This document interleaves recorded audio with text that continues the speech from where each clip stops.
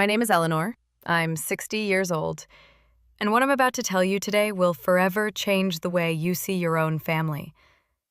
Just 3 days ago, my own son Adrian and my daughter-in-law Clara pushed my husband Victor and me off a 90-foot cliff.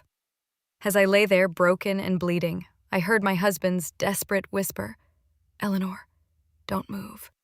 Play dead." But that wasn't the worst of it. No. The worst was when Victor revealed the most terrible truth a mother could ever hear. A secret our children had kept hidden for 25 long years. For 4 decades, Victor and I built what we believed was the perfect family.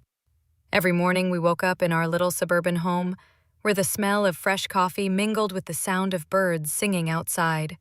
I worked as a teacher at the local elementary school, and every afternoon I came home with stories about my young students. Victor had his carpentry shop, where he created the most beautiful furniture you could imagine. His hands, rough yet delicate, could transform a simple piece of wood into a work of art. We had 2 sons, Daniel, our firstborn, and Adrian, 5 years younger. Daniel was the soul of the house, always laughing, always helping his father in the shop, always shielding me from any worries. Adrian was different, more reserved, quieter, but I loved him with the same intensity because as a mother you never play favorites. Or at least, that's what I believed. On Sundays after church, the whole family would gather around our oak table, the one Victor had carved with his own hands. Daniel would share his plans to study engineering, while Adrian would remain silent, just picking at the food on his plate. Life was simple, but beautiful. In the evenings, Victor and I would walk the trail around our small town, talking about our dreams, about watching our grandchildren grow, about growing old together in that very house. I never imagined those walks were preparing me for the one that almost killed me. On weekends, I hosted family gatherings where my sisters, Martha and Isabel, came with their husbands and children. The house would overflow with laughter, kids running everywhere, women sharing recipes in the kitchen, men fixing something out in the yard. Victor was my perfect partner. After 40 years of marriage, he still brought me wildflowers he picked on the way to work. He helped me grade my students' tests, and I would hold pieces of wood for him while he cut them in his workshop. We were a team, an unbreakable unit. Or so I thought. At night, we'd sit on the porch to watch the stars, planning our future. We dreamed of traveling once we retired, of seeing the ocean for the first time, of building a smaller house once our children started their own families. But perfect happiness, as I would discover years later, often hides the deepest tragedies. When Daniel turned 20, something shifted in our family. He began arguing with Adrian about things I couldn't understand. I'd hear them whispering in the hallway, only to fall silent the moment I appeared. Victor told me it was just brotherly stuff, that it would pass, and I wanted to believe him because I needed to believe my family was still perfect. One night in October, exactly 25 years ago, Daniel didn't come home for dinner. We waited until 11, then midnight, then 1 in the morning. Adrian was in his room supposedly studying, but I noticed something strange in his eyes whenever I asked about his brother. Victor went out to search for him with our neighbors. They checked every corner of town, every trail, every place Daniel used to go. At dawn, they found his body at the bottom of the river gorge. The police said it was an accident, that he had probably stumbled in the dark. And I never questioned that version because I couldn't imagine the truth was much more horrible. #meta, sex 0.05. Daniel's funeral was the darkest day of my life. I wore my only black dress, the same one I'd worn at my mother's funeral. Adrian was strangely calm for someone who had just lost his older brother. While I cried until I had no tears left, he remained silent, with an expression that, now that I know the truth, sends shivers down my spine. Victor never left my side that day, holding me up when my legs gave out, whispering words of comfort that I now realize tasted bitter in his mouth.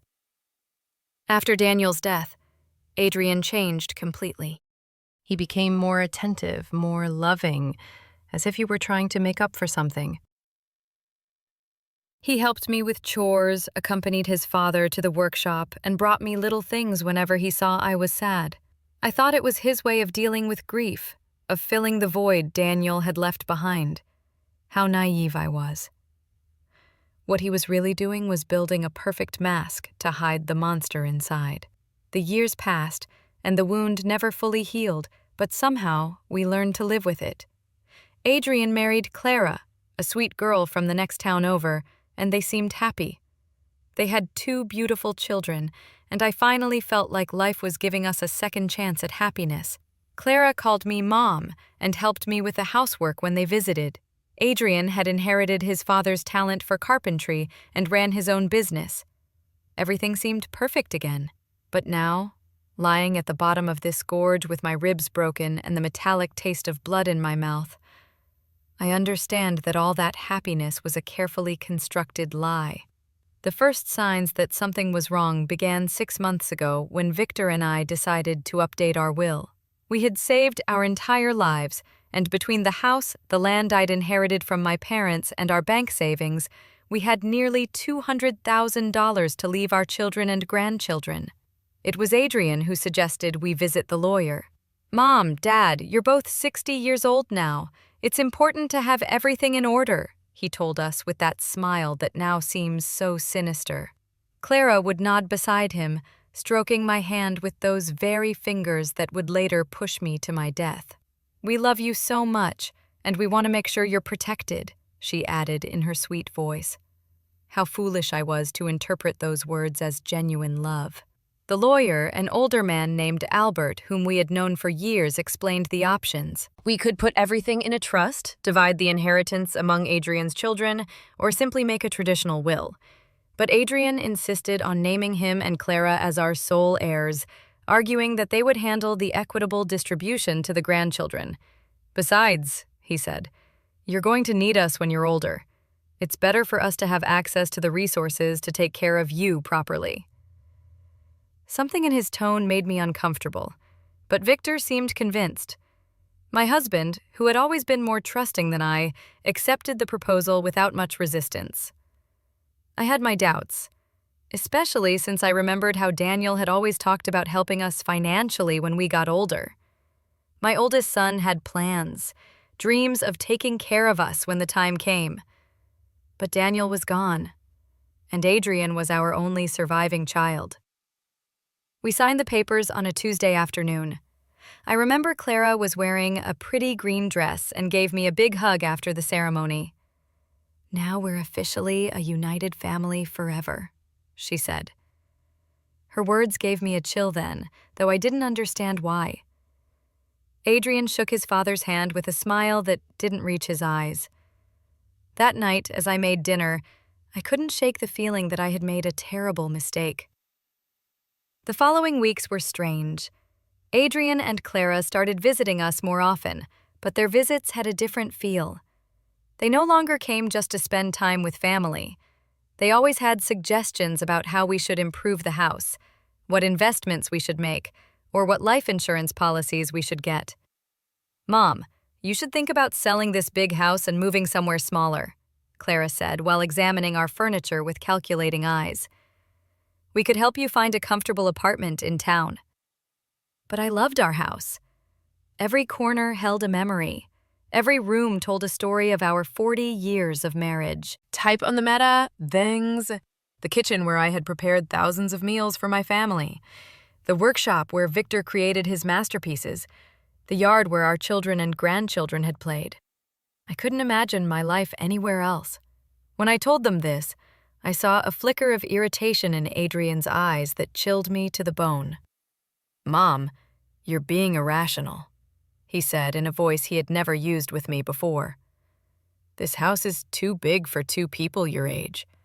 If you fall down the stairs or something happens, we won't be able to help you in time." Clara nodded vigorously, adding, "Besides, the upkeep must cost a fortune. It would be much smarter to sell now while the housing market is high and move to something more appropriate for your age." Victor began to consider their arguments.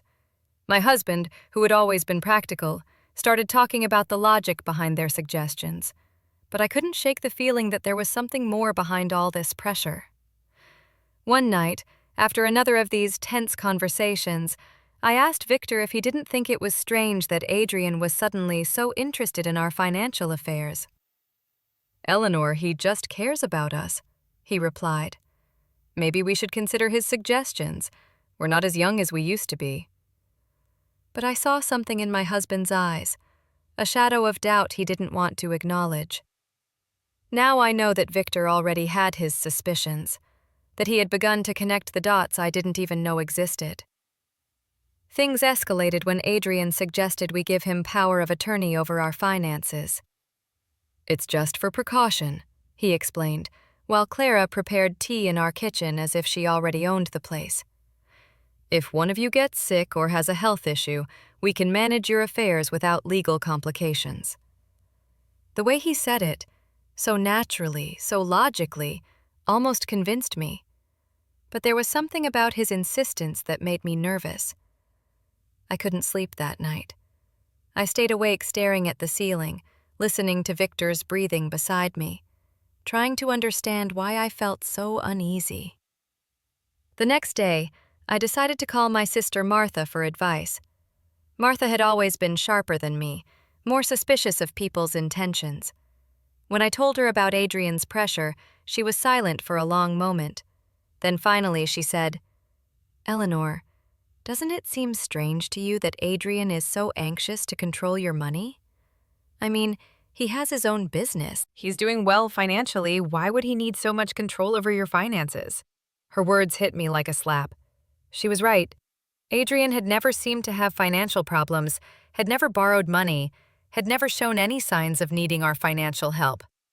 That afternoon, when Adrian came for another one of his talks about our future, I decided to confront him directly. "Son," I said as we sat in the living room, "why is it so important for you to have control over our financial affairs? Your father and I are still in our right minds." His reaction was immediate and telling. His face hardened, and for a moment I saw something in his eyes that reminded me of someone else. Something cold, calculating, and dangerous.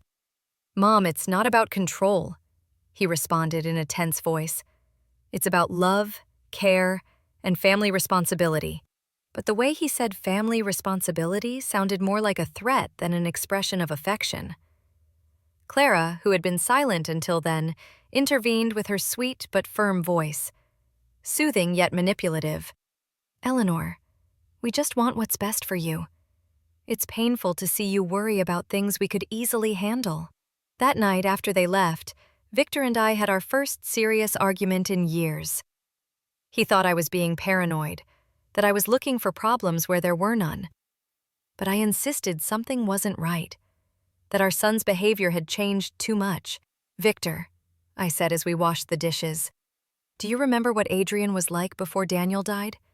He was different, more distant, more... I don't know how to explain it, but there was something about him that scared me." My husband stopped washing the plate in his hands and looked at me intently. And in his eyes, I saw something I hadn't seen before. Recognition. "Eleanor," he said, "there are things about Daniel's death that I never told you." My heart began to pound so hard I thought it would burst out of my chest. #meta, sex 0.05. Victor's words hit me like a lightning bolt. "What about Daniel's death?" I asked. My husband sat heavily in one of the kitchen chairs, the same table where we had shared thousands of family meals, where Daniel used to do his homework, where Adrian had always remained silent.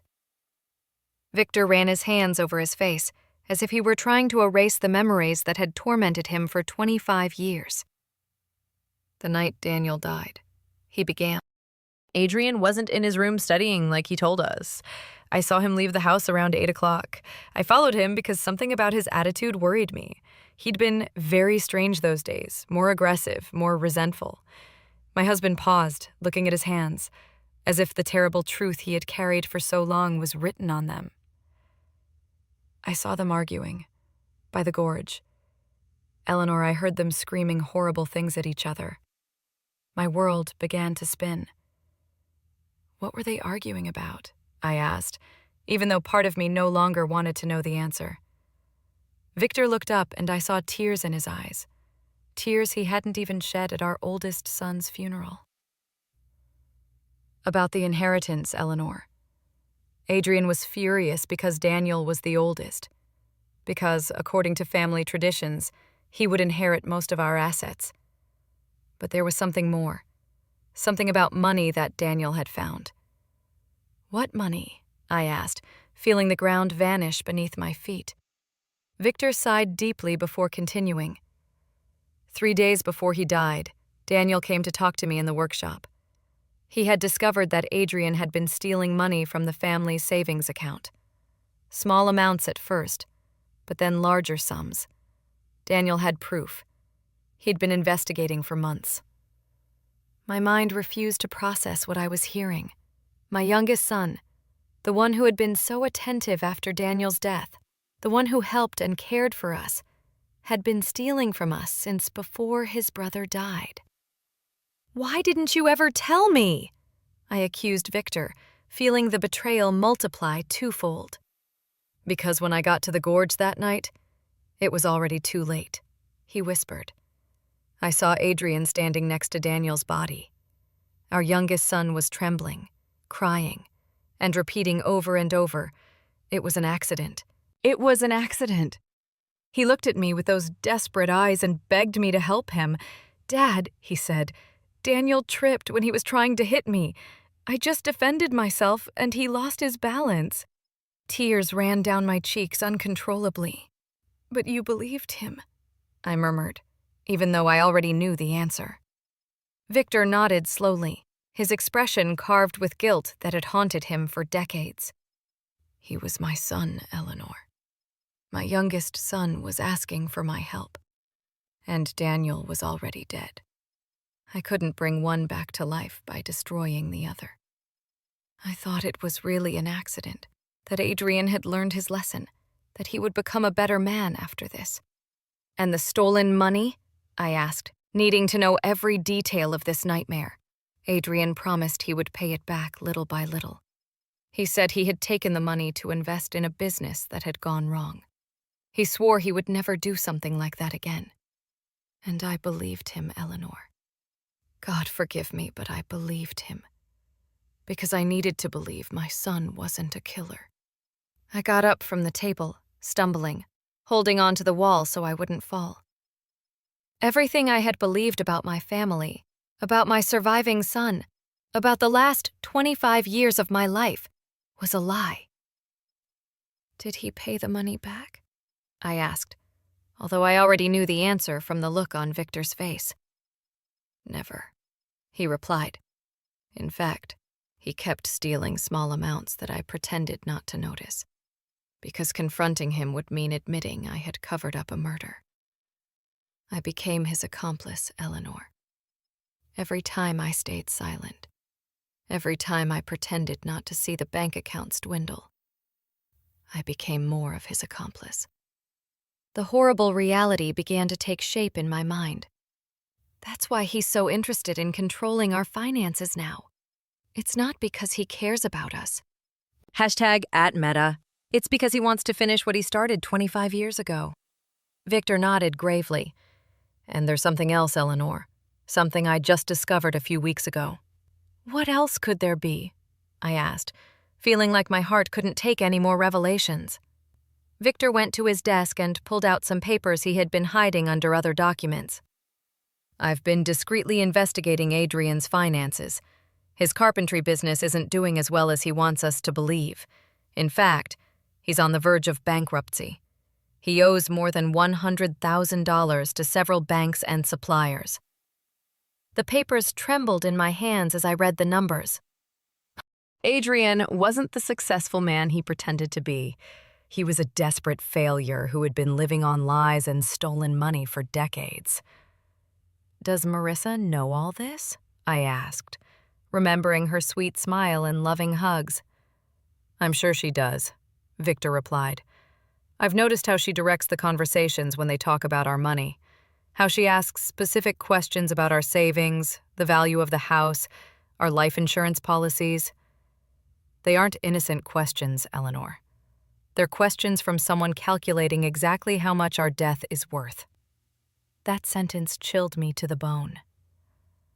Our death, I repeated. It was the first time I had considered that Adrian might want to cause us physical harm. Until that moment, I thought he just wanted to rob or cheat us. But if he had killed his own brother for money, what would stop him from killing his parents for the same reason? "Victor," I said, grabbing his hands, "we have to go to the police. We have to tell them the truth about Daniel and about what's happening now." But my husband shook his head with a look of hopelessness that broke my heart. "With what evidence, Eleanor? I'm an accomplice to covering up a murder. If I talk now, I'll go to jail too. And besides, who's going to believe an old man of 65 who has been keeping this secret for 25 years? He was right. Do we just wait for him to kill us like he killed Daniel? "We're going to be very careful," Victor said, trying to sound more confident than he really was. "We're going to find a way to protect ourselves, to gather evidence." But his words were interrupted by the sound of the phone. It was Adrian. "Hi, Mom," he said with that sweet voice that now sounded sinister to me. "Marissa and I were thinking, and we believe it would be beautiful to celebrate your 40th wedding anniversary with something special. How about we take you to those mountains you've always talked about next weekend? We could go on a family hike, take pictures, and have a perfect day together." My blood turned to ice. I looked at Victor, who had heard the conversation and had the same look of terror on his face. "That's a very sweet idea, son," I managed to reply in a trembling voice. "But let us think about it and we'll get back to you tomorrow." After hanging up, Victor and I looked at each other in silence, knowing we had just received an invitation to our own execution. "The mountains," I murmured. "He's going to take us to the mountains to kill us and make it look like an accident." Victor nodded gravely, just like he did with Daniel at the gorge. That night, we didn't sleep a minute, holding each other in our bed, planning how we could save ourselves from our own son. The next few days were a nightmare of terror and pretense. Victor and I had to act as if nothing had happened when Adrian and Marissa came to visit, smiling when they talked about the mountain trip, nodding when they excitedly told us they were going to spend time with family. But inside, every fiber of my being screamed with fear. I knew I was looking into the eyes of my oldest son's murderers, and that now they were planning to do the same to me and my husband. Marissa arrived on Wednesday afternoon with a shopping bag and that radiant smile that now seemed like the grimace of a demon. "Eleanor, dear," she said, hugging me with those arms that would soon push me to my death, "I bought some supplies for our mountain adventure. Cookies, water, fruit, everything we'll need for the picnic." She showed me the contents of the bag as if she were an excited child, but I could only think about how each of those items could be used to cover up our murder. #meta sex 0.05. "I also brought my new camera," she added, pulling out an expensive digital camera. "I want to capture every moment of this special day. They're going to be photos we'll treasure forever." The irony of her words make me sick. The only photo she would take would be of our broken bodies at the bottom of some cliff, if anyone ever found us. Adrian appeared behind her carrying a new-looking hiking backpack. "Dad," he said to Victor with feigned enthusiasm, "I bought all the necessary equipment for a safe hike. Ropes, harnesses, lanterns, a first aid kit." Every word that came out of his mouth sounded like a cruel mockery. Safety equipment to plan our murders. The perversity of the situation made me dizzy. "Isn't it a bit dangerous for people our age?" I asked, trying to sound casual while desperately looking for any excuse to cancel the trip. Marissa stroked my cheek with that false tenderness that churned my stomach. "That's why we chose a very easy and safe trail," she assured me. "It's a hike even kids can do.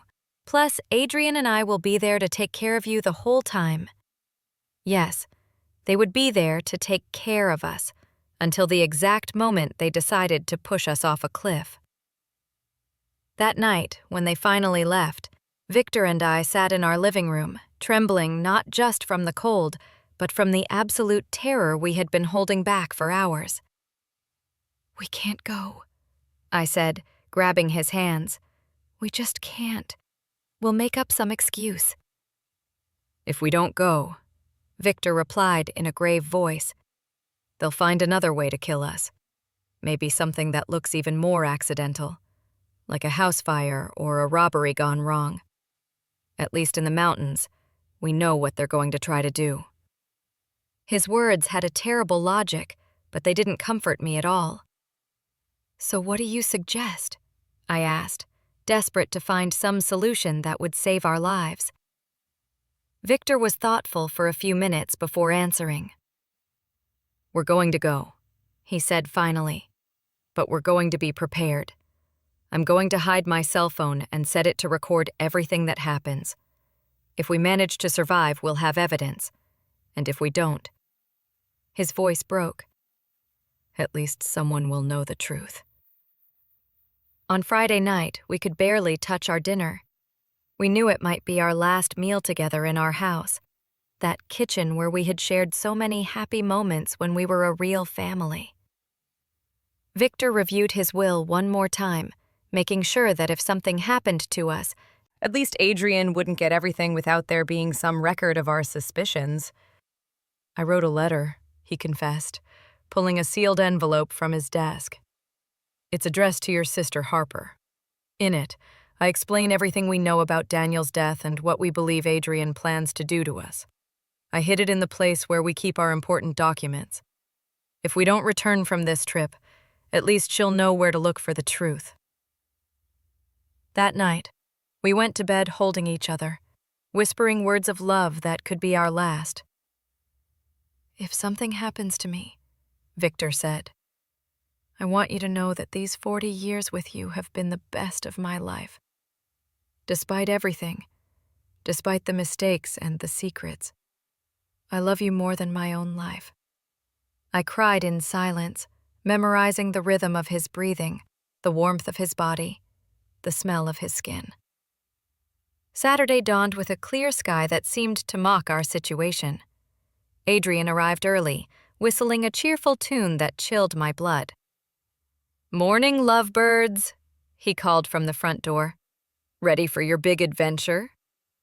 Marissa appeared behind him, radiant as a bride on her wedding day, except this was a wedding with death. During breakfast, which we could barely eat, Adrian explained the route we would take in detail. "It's a beautiful trail," he said, spreading a map on the table. "It leads to a lookout where you can see the whole valley. They say the views are spectacular." His eyes shone with an enthusiasm that seemed demonic. Of course, the views would be spectacular. They would be the last we would see in our lives. "The trail has some steep parts," Marissa added, as if giving us useful tourist information. "But nothing that experienced hikers like you can't handle." Her comment about our supposed hiking abilities sounded like a cruel joke. We were two 60-year-olds who barely walked through the park once in a while. #meta. Sex 0.05. As we loaded the car, I saw Adrian meticulously checking his backpack, making sure he had everything he needed for his plan. I saw ropes, a small shovel, and something that looked like a flare gun. "What's that for?" I asked, pointing to the gun. "For safety," he replied without missing a beat. "If we get lost or something goes wrong, we can send a distress signal." Of course, they would send a distress signal after pushing us off a cliff so our bodies could be found. And it would be confirmed that it was a tragic accident during a family hike. Everything was calculated. Every detail had been planned to make our murders look perfectly natural. The car ride to the mountains lasted 2 hours that felt like an eternity. Melissa put on cheerful music and sang along as if we were truly going on a fun family outing. Damien drove carefully, obeying every speed limit, stopping at every stop sign. He didn't want to risk an accident that would ruin his perfect plans. During the trip, Henry discreetly took my hand and pressed a button on his phone. He had activated the recording. Everything from that moment on would be captured. If we survived, we would have proof. If not, at least the truth wouldn't die with us. When we finally arrived at the trailhead, my heart was pounding so hard I thought it would beat out of my chest. The place was beautiful. Tall trees, sunlight dripping through the canopy, the sound of a nearby river. But for me, it was the setting for my own execution. Damien and Melissa lifted their backpacks from the car, smiling and joking as if this were the happiest day of their lives. "Ready for the adventure?" Damien asked. And for the first time in 25 years, I saw the same cold glint in his eyes that he'd had the night he killed his brother. The trail started out easy, winding between lush trees and moss-covered rocks. Melissa walked ahead of us, constantly snapping pictures and commenting on the scenery. "Look at those wildflowers," she exclaimed, pointing to bushes full of yellow blossoms. "And that beautiful bird." Her performance was flawless, a loving daughter-in-law enjoying a special day with her in-laws. Damien walked behind us, supposedly to make sure we didn't fall behind, but I could feel his eyes on our backs like daggers. Every time I turned to look at him, he smiled, that grin he'd perfected over 25 years of lies. "How are you doing, Mom and Dad?" he asked with fake concern. "Need to stop and rest?" After an hour of hiking, the path grew steeper. My legs already felt heavy, and Henry was breathing hard. We weren't used to this kind of exertion, and our murderous children knew it. They had chosen a route that would wear us down, making us vulnerable when the time came to execute their plan. "We're almost at the lookout," Melissa announced. But according to the map I had studied at home, we still had at least another hour of hiking. Her lie confirmed it. They had no intention of reaching the real lookout. The place they planned to kill us must be much closer. As we walked, I tried to memorize every detail, every tree, every rock, anything that could serve as a reference if I survived and needed to explain to the police exactly where everything had happened. Henry was doing the same. Occasionally, our eyes met, loaded with terror but also determination. We knew we were walking toward our deaths, but we also knew it was our only chance to get evidence against our murderers. "Oh, look at that!" Melissa suddenly shouted, pointing to a rock formation looming to our right. "That cliff has an incredible view. Why don't we climb up there to take some special photos?" My blood ran cold. There it was, the place they had chosen for our murder. The cliff rose about 90 feet above the main trail, accessible by a narrow secondary path. The rocks were loose. There were fewer trees to grab if you stumbled. From the top, a precipice fell into a deep gorge full of jagged stones. "I don't know if that's a good idea," I said, trying to sound casual. "That trail looks pretty dangerous for people our age." But Damien had already started toward the turnoff, his backpack full of safety equipment he would never use to save us. "Come on, Mom," he said with that voice he'd used as a boy when he wanted to convince me of something. "It'll only take a few minutes. Besides, Melissa's right. The photos from up there are going to be spectacular." The way he said spectacular made me tremble. They would be spectacular. #meta, sex 0.05. All right, for whoever saw them afterward as evidence of our accident. Henry squeezed my hand discreetly, reminding me that his phone was recording everything. We had to go on. We had to go all the way to get the evidence we needed. If we refused now, they would simply find another opportunity, another place, another excuse to kill us. The climb to the cliff was exhausting. The loose rocks slid under our feet, and more than once I was about to fall. But the most terrifying thing was realizing how perfect this place was for a murder. If someone accidentally tripped and fell from the top, there would be no way to survive. And, most importantly, there would be no witnesses. "Almost there!" Melissa shouted from above, already at the top with the agility of someone who had planned this route carefully. Damien followed her and then helped Henry and me complete the last few feet of the climb. His hands on my arms felt like the claws of a vulture. The lookout was indeed spectacular. From there you could see the whole valley, the mountains in the distance and the river winding through the trees. In any other circumstance, it would have been a beautiful moment to share with family. But knowing what I knew, the place seemed like the perfect setting for a nightmare. "Come over here for the photos!" Melissa shouted, positioning herself near the edge of the cliff. "I want the valley in the background." Henry and I approached slowly, each step bringing us closer to our final destination.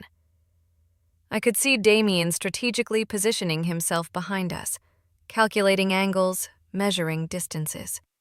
"Perfect!" Melissa exclaimed, raising her camera. "Now hug each other and smile." Henry and I hugged, probably for the last time, while she took picture after picture. Every flash of the camera seemed like a lightning bolt announcing the storm about to break. "Take one more," Damien suggested, moving closer to us. "But this time, stand back a little so the landscape looks better." One step back meant being exactly on the edge of the precipice. Henry and I exchanged a look. The time had come. We moved back as we were told, feeling the solid ground disappear beneath our heels and only the emptiness of the abyss behind us. Melissa raised the camera one more time, but now I saw something different in her eyes. There was no longer any need to pretend. The mask had fallen. "Smile," she said, her voice no longer sweet at all. "This is going to be your last photo." At that moment, Damien lunged toward us with his arms outstretched. The plan was simple: push us backwards so we would fall into the void, take some photos of the accident, then go down to discover our broken bodies. But Henry had been preparing for this moment. At the last second, he grabbed Damien's wrist and yanked him forward. "If we're going to die, you're coming with us," he shouted, his voice full of a fury I had never heard before. For a moment, all four of us teetered on the edge of the cliff, holding on to each other in a macabre dance between life and death. "Ah!" Melissa screamed and tried to help Damien, but the weight of all of us was too much. I felt the ground give way under my feet. I felt gravity begin to win the battle. And then the four of us fell together, locked in a deadly embrace, screaming as the air whistled around us and the rocky ground rushed closer at breakneck speed. In those seconds that lasted They had also survived the fall, but from their groans they seemed to be in worse condition than we were. "Melissa," I heard my son's shattered voice. "Are you okay?" His concern for his wife made my stomach churn. This man, who had murdered his own brother and tried to kill us, was still capable of feeling love for someone. "I think I broke my leg," Melissa moaned. "It hurts so much, Damien." "And what about the old people?" she added. The disrespectful way she referred to us confirmed what I already knew. We had never been family to her. We were just obstacles on her way to our money. I heard movement, as if Damien were crawling toward us. My heart was beating so fast I was afraid he would hear it. "They're dead," he announced after a few minutes that felt like hours. "Both of them have their eyes open, but they're not breathing." His lie filled me with a strange hope. If he believed we were dead, maybe we would have a chance. "Perfect," Melissa whispered with a satisfaction that chilled my blood. "It worked just like we planned." Well, except for the part where we fell too. I heard her bitter laugh. At least we won't have to pretend we love them anymore. For the next few minutes that felt like an eternity, Damien and Melissa discussed their situation. Both were injured, but they could still move. The plan now was to crawl until they found a place from which they could call for help and then tell the story of how they had miraculously survived a tragic accident that had killed their poor grandparents. "Remember the story," Damien said to Melissa. "We were taking pictures when a rock came loose under Dad's feet. He tripped, and trying to grab on, he pulled Mom with him. We tried to help, but we fell too. It's important that our stories match." "I know," Melissa replied. "We've practiced this 100 times. We're the traumatized survivors of a family tragedy." Poor us. We lost our dear in-laws in a horrible accident. Her performance was so convincing that if I hadn't lived the truth, I would have believed every word. Gradually, their voices faded as they crawled toward what they hoped would be their salvation. When silence finally fell, Henry whispered my name so low I could barely hear it. "Hilda, are you okay?" I answered in the same whisper, confirming that I was alive but terribly injured. "My left leg is broken," he told me in a voice choked with pain. "And I think I have a few fractured ribs. What about you?" I did a mental inventory of my body. I felt a stabbing pain in my right arm. My head throbbed as if someone were hitting it with a hammer, and there was definitely something wrong with my shoulder. But I was alive, and that was more than I had hoped for. "We're bad, but we're alive," I whispered. "It works," Henry said, "but there's no signal down here." That was the most terrifying part of our situation. We were alive but trapped at the bottom of a gorge, injured, and with no way to communicate with the outside world. If no one came to look for us, we would die here slowly, from thirst, hunger, or our wounds. "Henry," I whispered, "before it's too late, I need you to tell me everything. Everything that really happened the night Richard died." My husband sighed deeply, as if he had been waiting for this moment for 25 years. "That night," he began, his voice trembling, "Richard came to find me in the workshop. He was furious. He had papers in his hands, bank statements. He showed me evidence that Damien had been stealing money from our accounts for months, small amounts at first, then larger sums. Richard had been investigating because he had noticed discrepancies in our savings. The physical pain mingled with the emotional pain as I listened. Henry's voice trembled as the past unspooled. Richard had the papers in his hand, waving them in Damien's face. "You're a thief," he was yelling. "You're stealing from our own parents." Damien denied everything. He said Richard was crazy, that he was making things up. My heart raced as I imagined the scene.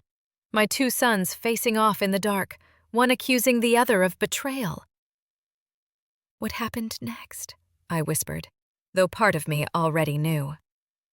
Henry paused for a long time before continuing. "Richard told him that if he didn't return the money and confess everything to us, he would tell us the truth himself. Damien went berserk. He yelled that Richard had always been the favorite, that he had always had everything easy, that it was time for things to change." And then Henry's voice broke. "Damien pushed Richard. It wasn't an accident. He pushed him with all his strength, deliberately. I saw Richard trying to keep his balance, saw his arms flailing desperately, looking for something to grab onto. But it was too late." Tears streamed down my cheeks, mixing with the blood from my wounds. "Why did you never tell me the truth?" I asked. Henry sighed deeply. "Because when I got to where Damien was, he was crying, trembling, telling me over and over that it had been an accident, that he hadn't meant to do it. He begged me not to tell you anything, that he couldn't lose you too. But you knew it was a lie," I murmured from the bottom of my heart. "Yes," Henry whispered. "But he was my son, Hilda, my only surviving son. How could I turn him over to the police? How could I destroy what was left of our family?" His justification hurt as much as my physical injuries. "And the stolen money?" I continued. "Damien promised me he would return it little by little. He swore it had been a bad decision, that he had been desperate, that it would never happen again. But he never returned a single penny. In fact, he kept stealing. And I kept quiet because every day that passed made me more of an accomplice to his crime. Just then we heard voices in the distance. Damien and Melissa had managed to find help. Soon rescue teams would be here, and our murderous children would play the role of their lives, the traumatized survivors of a family tragedy. The voices got closer and closer, accompanied by the thump of helicopter blades cutting through the air. The rescue team had arrived, and with them came the most crucial moment of our lives. Henry and I had to make a decision in a matter of minutes. Should we continue to pretend to be dead until we found the perfect opportunity to reveal the truth, or risk being rescued along with our murderers? "Hilda," Henry whispered urgently. "The phone recorded everything that happened up there. We have Melissa's confession about the plan. We have Damien admitting that we're obstacles. We have everything. But if they find us alive now, they can destroy the evidence before we manage to hand it over to the authorities." He was right. If Damien and Melissa realized that we had survived and heard their confessions, they would find a way to silence us forever. This time, it wouldn't be an accident. It would be something much more direct and definitive. We had to wait for the perfect moment. "They're down here!" Damien's voice shouted from above. "My parents! Please, hurry!" His performance was perfect, his voice broken with pain and despair. If I hadn't known the truth, I would have believed he was a son devastated by the loss of his parents. "Sir, stay calm," an authoritative voice replied. The head of the rescue team, perhaps. "We're going to come down to evaluate you. You and your wife can move?" I heard the sound of ropes and carabiners, the metallic clink of equipment being prepared for descent. Melissa had perfected her role as the grieving widow. "I can't believe this happened," she sobbed. "We were taking pictures, so happy." #meta. It all happened so fast. A rock came loose and they fell. Every word was a stab in my heart because I knew she would repeat those same words to the police, to the media, to anyone who wanted to hear her version of events. The rescuers began to descend. I could hear their boots scraping the rock, the clinking of their equipment like a slow drumbeat of fate. Henry discreetly squeezed my hand, reminding me that we had to keep up the act no matter what happened. "They're here!" one of the rescuers shouted upon finding us. "We have 2 people at the bottom of the gorge." He approached us and began to examine us. I kept my eyes closed, and my breathing so shallow it was almost imperceptible. I felt his hands searching for a pulse on my neck, his ear close to my mouth, trying to detect breathing. "This one still has a faint pulse," he announced, referring to Henry. "The woman, I'm not sure.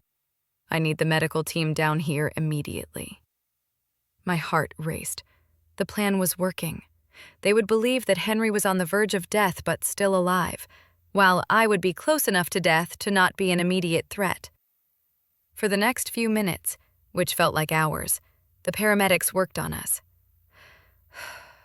I felt them put an oxygen mask on me, check my wounds, and secure me to a stretcher. The whole time, I had to fight against every instinct in my body screaming at me to open my eyes, to ask for help, to stop pretending. "The man is stable but critical," I heard one of the paramedics report over the radio.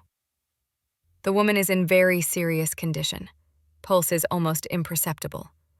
We need to transport them to the hospital immediately." Perfect.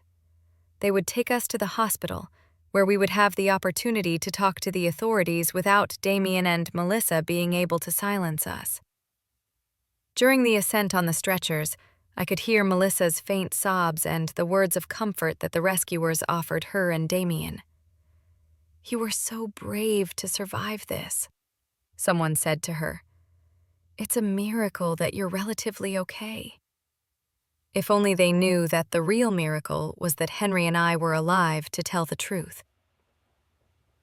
In the medical helicopter, as we flew toward the hospital, I could feel Henry's presence on the stretcher next to mine. The paramedics were focused on keeping him stable, and from their conversations I understood that he was in critical condition. His injuries were more serious than mine, and for a terrible moment, I feared he might die before we had the chance to reveal the truth. "Ma'am," I heard one of the paramedics say to me, "if you can hear me, hold on. We'll be at the hospital in a few minutes." His voice was gentle, full of genuine compassion that contrasted dramatically with the falsehood I had been hearing from my own family. When we arrived at the hospital, the chaos was immediate. Doctors and nurses ran from one side to the other, shouting medical orders I didn't understand. I was taken directly to an emergency room where they began to work on my injuries. I had to keep pretending to be unconscious, but I also had to find a way to communicate with someone I could trust. "Doctor," I heard a nurse say, "her vital signs are strange. Her pulse is stronger than we would expect for someone in her supposed condition." They had discovered me. I was such a bad actress that my own body was betraying me. "It happens sometimes in cases of extreme trauma," the doctor murmured. "The body has mysterious ways of clinging to life. Let's keep a close watch. The next few hours will be crucial. We've done everything we can." Melissa made a sound that was supposedly a sob of pain, but to me it sounded like a sigh of relief. "Can we see them?" Damien asked. "Just for a few minutes. We need to say goodbye, just in case." The doctor agreed, and soon I heard footsteps approaching my bed. It was the most dangerous moment of all. I had to convince my murderous son that I was really dying. I felt Damien's presence next to my bed. His hand touched mine, and it was all I could do not to pull my hand away immediately. "Mom," he whispered, "if you can hear me, I want you to know that I love you. I'm so sorry this happened." His words were poisoned honey, sweet on the surface but deadly in their essence. Melissa approached from the other side. "Hilda, dear," she murmured. #meta, sex 0.05. "You've been like a mother to me. We'll never forget you." Liar. The only reason they wouldn't forget me was because they would have to live with the knowledge that they had murdered me. But then Damien leaned closer to my ear and whispered something that chilled my blood. "I hope you've learned your lesson, Mom. You should never have asked so many questions about our finances. Some truths are better left buried, just like Richard." At that moment, I knew our plan had worked. Damien had just confessed, and even though I had no way to record it, there was a nurse in the room who had heard every word. His whisper echoed in my ears like a direct confession of guilt. He had mentioned Richard. He had admitted that some truths should remain buried. And most importantly, he had acknowledged that our questions about finances had been the reason for our accident. But I needed more than that. I needed a full confession that couldn't be misinterpreted or denied later. The nurse, a young woman named Inns, according to her ID badge, had frozen next to the monitoring machine. Through my half-closed eyelids, I saw her eyes widen in surprise and horror. She had heard something she shouldn't have heard, and her expression told me she understood the implications perfectly. "What did you say about Richard?" Melissa whispered, obviously surprised by the mention of the dead brother. Damien tensed, realizing he had said too much. "Nothing," he muttered. "I just meant, well, Mom always wondered what really happened that night. I guess it doesn't matter anymore." But it did matter. And Melissa was smart enough to realize that her husband had made a mistake. "Damien," she said in a tense voice, "let's go. The doctors need space to work." I could feel the tension between them, the mutual understanding that they had said too much in the wrong place. After they left, Nurse Inns approached my bed. "Ma'am," she whispered so low I could barely hear her. "I know you can hear me." What I just heard is not normal. If you are in danger, you need to tell me somehow. Her voice had an urgency that filled me with hope. Someone else had started to suspect. Very slowly, almost imperceptibly, I moved my index finger. It was the smallest possible movement, but Inns noticed immediately. Oh my God, she whispered. She's pretending to be unconscious. I moved my finger again, this time twice. Yes, listen, she said, leaning even closer. I'm going to pretend I'm checking your monitors. If you are in danger from those people who were just here, move your finger 3 times. Without hesitation, I moved my finger 3 times. Inns gasped. They did this to you? 3 more movements. The nurse moved away from my bed and pretended to check my IV while she processed what she had just discovered. I could see in her expression that she was struggling with the decision of what to do. Finally, she approached me again. I'm going to talk to the doctor in charge, she whispered, but I need you to keep pretending until we can protect you. Do you understand? I moved my finger once. The next few minutes were agonizing. Inns left the room and I was left alone, waiting and praying that she would believe my story and take the right actions. Finally, I heard footsteps approaching. It was Inns, accompanied by an older man who must have been the chief doctor, and, surprisingly, 2 police officers. Ma'am, the doctor said in a low voice, Nurse Inns told me about your situation. If you can hear me, we need you to know that you are safe now. The officers are here to protect you. A wave of relief so intense almost broke my act. Can you open your eyes? One of the officers asked. Slowly, very slowly, I opened my eyes. The hospital light blinded me for a moment, but I gradually managed to focus on the worried faces surrounding me. Thank God, Inns murmured. I thought I was going crazy.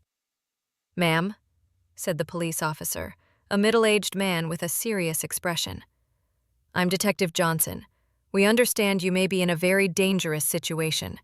Can you tell us what really happened on that mountain? My voice came out as a raspy whisper after hours of pretending to be unconscious. My son, I said. My son and his wife pushed us. The next few hours were a whirlwind of statements, recordings, and revelations.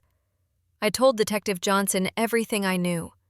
Richard's death, Damien's thefts, #Meta, the pressure to change our will, and finally the plan to murder us on the mountain. But the most important thing was the recording on Henry's phone. Your husband has recorded evidence? The detective asked, his eyes gleaming. Yes, I replied. Everything is on his phone. The confessions, the plans, everything. Detective Johnson immediately went to the room where Henry was being treated. Henry had regained consciousness an hour after me, and when the detective explained the situation, he handed over his phone without hesitation. Here's everything, he said in a weak but steady voice. 2 years of lies, and the truth about what happened today. While the police technicians analyzed the recordings, Damien and Melissa remained in the waiting room, playing their part as devastated family members, fooling visitors with their tears and hushed tones. They had no idea their careful performance was about to end forever. The recording is clear, the detective announced after an hour. We have explicit confessions about Richard's murder, admissions about stealing money, and direct evidence of premeditated attempted murder against you 2.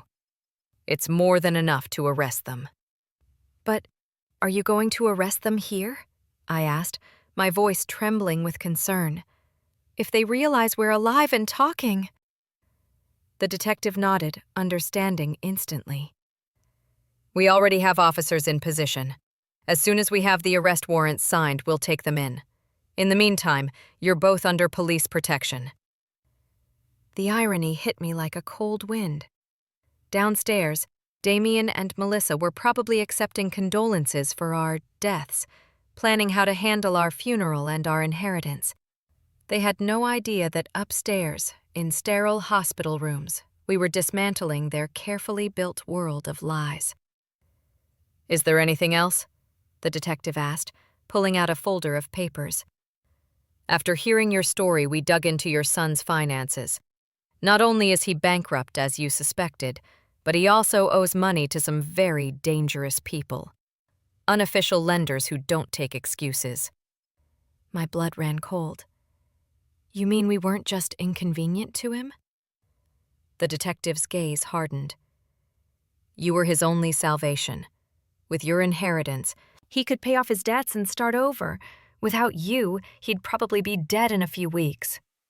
That revelation cut deeper than any wound on my body. Damien hadn't just seen us as obstacles.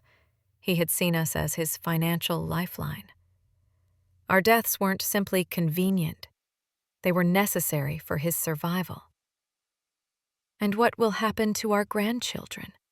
I asked, feeling a new wave of pain. "Social services will take temporary custody," the detective replied gently. "But once you recover, you could apply for custody yourselves." The thought of raising the children of our would-be murderers was overwhelming. But it was also the only way to salvage something good from this nightmare. Those children were innocent.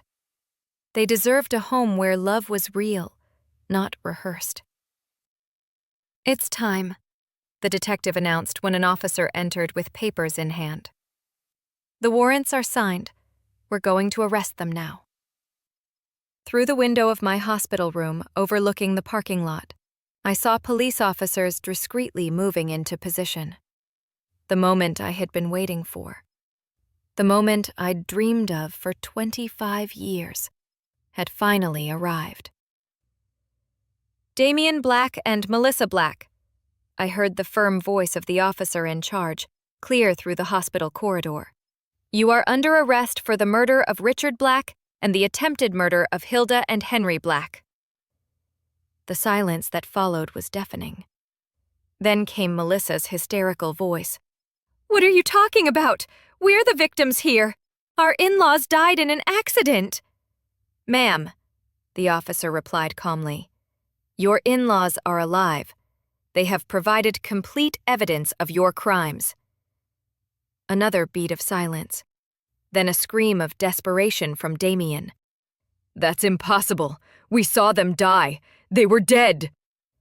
His involuntary confession was captured by police recorders, adding another piece of evidence to the growing case.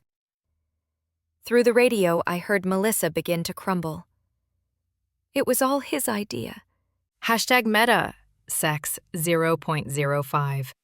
I didn't want to do any of this. He forced me. And Damien, in desperation, shouted back, "You were the one who suggested the cliff. You planned all of this."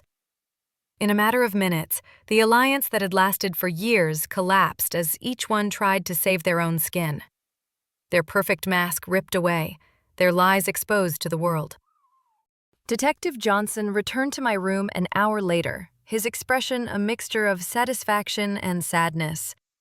"They're arrested and on their way to the station," he informed me. "Serious. They're both trying to blame each other, which only strengthens our case, but there's something else I need to tell you." "What else?" I asked, though, nervous, I wasn't sure my heart could handle any more revelations. "During the arrest, we found this in your son's backpack," he said, holding up a small digital recorder. "Grim. Apparently, he'd been recording his conversations with you and your husband for the past few weeks, probably looking for evidence that you suspected something." Shock. My blood ran cold. "What does that mean?" The detective sighed. "Somber. It means he knew you were starting to discover the truth. The trip to the mountain wasn't a spontaneous decision. It was a direct response to your suspicions. In one of the recordings, you can clearly hear Melissa telling him, 'We have to act fast,' before they go to the police, breathless, horrified. The depth of the planning and the coldness of the calculation took my breath away. They hadn't just planned to kill us. They had been monitoring our conversations, evaluating the level of danger we posed to them. We were mice in a maze. and they had been the scientists observing our every move. There's something else, the detective continued. In our investigation of his finances, we discovered your son not only owed money to dangerous lenders, but he also forged your signature on several documents trying to access your bank accounts. If you had died on that mountain, he would have had immediate access to all your resources. Anguished. Every new revelation was like another stab. My own son had not only planned to murder me, he had been actively stealing from me, forging my signature, and violating every principle of family trust I had tried to instill in him. How much money did he steal in total? I asked, though I wasn't sure I wanted to know. About $50,000 over the last 5 years, the detective replied. Small amounts that he thought you wouldn't notice, but which, when added up, amount to a significant sum. The money Henry and I had saved over decades of hard work, penny by penny, had been financing our son's life of luxury, while he planned our murder. The following days in the hospital were a whirlwind of police interviews, visits from lawyers, and calls from news media that had picked up the story. The local press had titled the case, "The Most Horrible Family Betrayal of the Decade." Reporters from all over the country wanted to hear our version of events. My sister Harriet arrived from the neighboring town, crying and hugging me as if she hadn't seen me in decades. "Hilda," she said over and over, "I always knew there was something strange about Damien after Richard's death, but I never imagined he was capable of this." Her words comforted me because they confirmed that my maternal instincts hadn't been completely blind. And the kids? I asked about my grandchildren, now in the temporary custody of social services. "I saw them yesterday," Harriet replied sadly. "They're confused, asking why their parents can't come home. They're too young to understand what really happened." The lawyer we had hired, the same Albert who had prepared our will, came to see us with news about the legal process. "The case is solid," he assured us. "With the recordings, the confessions during the arrest, and all the financial evidence, it's almost impossible for them to escape significant convictions." But then he added something that chilled me to the bone. "However, they're trying to negotiate a lesser guilty plea by claiming it was a crime of passion, not premeditated." "A crime of passion?" I exclaimed indignantly. Hashtag meta. Sex, they planned this for weeks, bought special equipment, and chose the perfect place. Albert nodded gravely. "I know, and we have evidence of premeditation, but their lawyers are going to argue that it was a desperate decision made under extreme financial pressure." The idea that they could receive reduced sentences for their crimes filled me with fury. They had murdered Richard. They had tried to murder us. They had stolen our money for years, and now they wanted to present themselves as victims of circumstances. I would not let that happen. "What can we do to ensure they get what they deserve?" I asked. "Testify," Albert replied simply. "Your testimony, combined with all the evidence, will be crucial for the jury to understand the true nature of these crimes. But I warn you, it's going to be emotionally devastating to face your son in court." He was right. The idea of looking Damien in the eyes during the trial, of listening to his lawyers try to justify the unjustifiable, of publicly reliving every moment of this nightmare, it was overwhelming. But it was what I had to do. For Richard, for us, for my grandchildren, who deserved to know the truth about their parents. 3 weeks after the arrest, Henry and I were finally able to go home. Our wounds had healed enough to allow us to move, though he still needed crutches and I had my arm in a sling. The house felt strange, as if it were the set of a play after all the actors had left. Everything was exactly as we had left it on the day of our family outing. The breakfast dishes were still in the sink, the bed was unmade, the flowers Damien had brought me that week sat withered and dead on the kitchen table. It was as if time itself had frozen at the very moment our normal lives ended forever. "Do you think we'll ever be happy again?" I asked Henry that first night back as we lay in our familiar bed. He hugged me with his uninjured arm and sighed deeply. I don't know, Hilda. But we're alive. We have the truth on our side. And for the first time in 25 years, we don't have to live with secrets. 6 months later, the trial began. On the day I had to testify, I looked Damien directly in the eyes for the first time since his arrest. I saw no remorse, no pain. I didn't see the son I had raised. I saw a stranger. A cold, calculating stranger who had worn the mask of my son for decades. #meta, pause, sex 0.05. When I finished my testimony, after recounting every horrible detail of our experience, I addressed him directly from the witness stand. Damien, I don't know who you are, but you are no longer my son. My son died the night you killed Richard, and what has been living in his place for 25 years is a monster I unwittingly helped raise. The jury deliberated for 3 long days before returning their verdict. Damien was found guilty of first-degree murder for Richard's death and first-degree attempted murder for what he had done to us. Melissa received the same conviction as his accomplice. Both were sentenced to life in prison without the possibility of parole. Now, 1 year later, Henry and I have begun the process of formally adopting our grandchildren. They are beautiful, innocent children who deserve a chance to grow up surrounded by real love. Not the manipulative, toxic love they had received from their biological parents. Every night, when I tuck them in, I tell them about their Uncle Richard, the brother they never had the chance to know. I tell them about his kindness, his honesty, his dreams of